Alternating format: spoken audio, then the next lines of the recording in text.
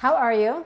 It's Tree, and today I'm going to make a super yummy, raw organic sweet treat. It's basically a fudgy almond butter, no-bake dessert.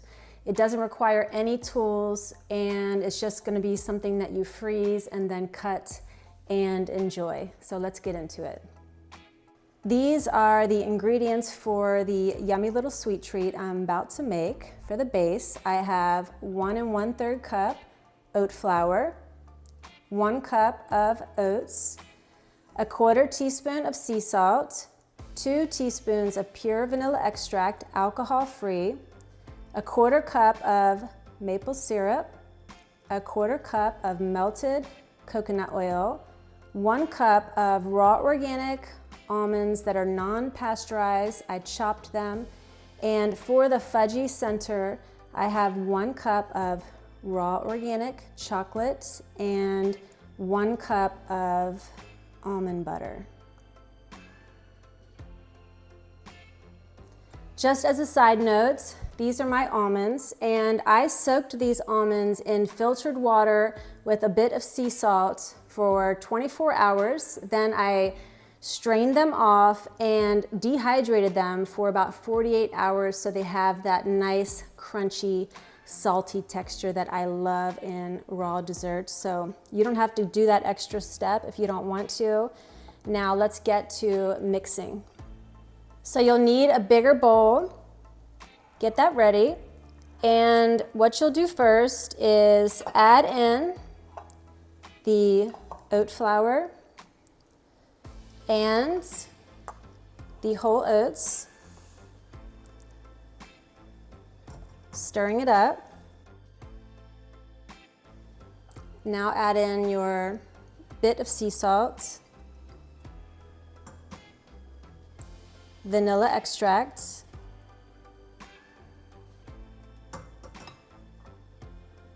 maple syrup,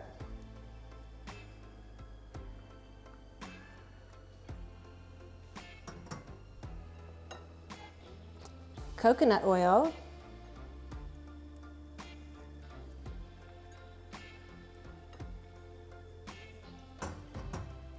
and almonds.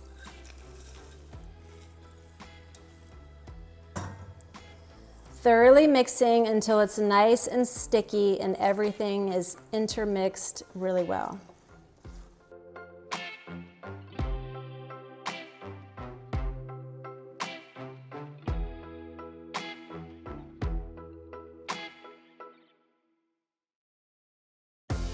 So I have here a small pot filled with filtered water, not all the way to the top, and I'm going to use a double boiling technique to melt the almond butter and chocolate together. So I have a small stainless bowl that I'll put the almond butter and chocolate into, and once the water's boiling, I'll turn it off and place this on top of the boiling water and stirring it until it melts down, and it's going to create a super yummy fudge.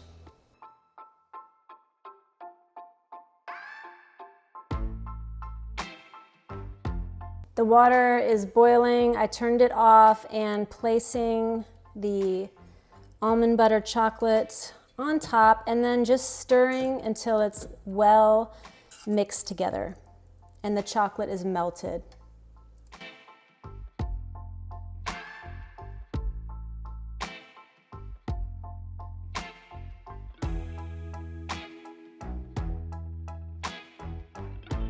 This recipe is very simple to make once you have your ingredients together. So I have here basically a bread loaf pan, and it's lined with parchment paper. You can use any type of dish, basically. You can use a square one or whatever. And I'm gonna take my crumbly yumminess and use half of it to line the base of the pan with, and then I'll take the chocolate almond butter mixture that's ready to go back there and put it in the middle, and then on top of it will be more of the crumble, and then freezing it. Once it's frozen, we can dive in.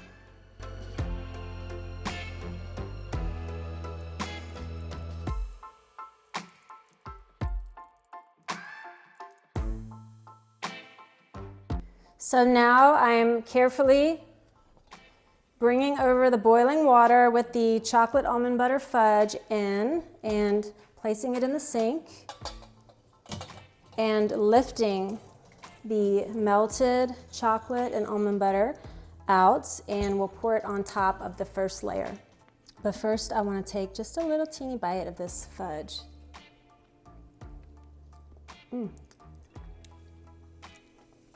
I might have chocolate on my face.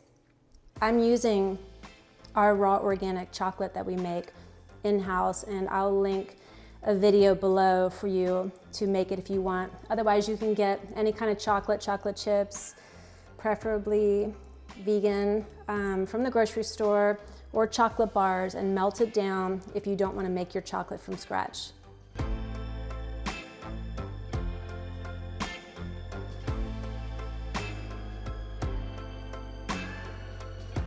And the final step is to take the crumble and crumble it on top of the melted chocolate.